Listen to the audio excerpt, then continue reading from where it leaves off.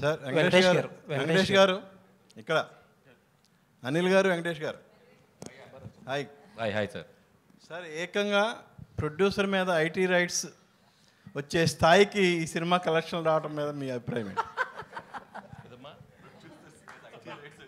అయిందా? నిజమా?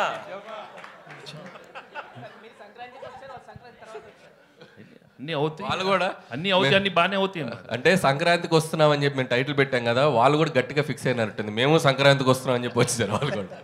కాదు అరే అనిల్ గారు, ఇప్పుడు పాపం మీ ప్రొడ్యూసర్ ఏమో బాధలు ఉంటే మీరు సక్సెస్ చేసుకోవడం కరెక్ట్. మా ప్రొడ్యూసర్ బాధలో లేరండి. ఇండస్ట్రీలో చాలా మంది మీద జరుగుతున్నాయి రైట్స్, ఆయన ఒక్కడి మీద జరగట్లేదు. అండ్ ఇట్స్ టూ చాలా, ఇది ఒక ప్రాసెస్లో భాగమే. ప్రతిసారి 2 ఏళ్ళకి ఒకసారి 3 ఏళ్ళకి ఒకసారి ఇండస్ట్రీ మీద కానీ బిజినెస్ సర్కిల్స్లో కానీ ఐటీ రైట్స్ జరగడం సర్వసాధారణం.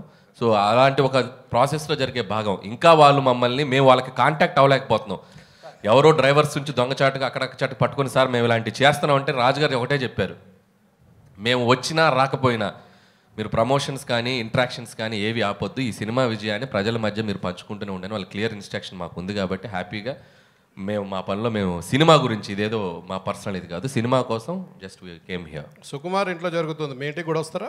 సుకుమార్ ఇంటి పక్కకి నేను ఇంకా షిఫ్ట్ అవ్వాలా, త్వరలో షిఫ్ట్ అవుతున్నాను ఫిబ్రవరికి. కాబట్టి మా ఇంటి పక్కకి లేను కాబట్టి ఇంకా రాలేదు. ఇప్పుడు మీరు అడిగారు కాబట్టి ఖచ్చితంగా వాళ్ళు వచ్చే అవకాశం ఉంది.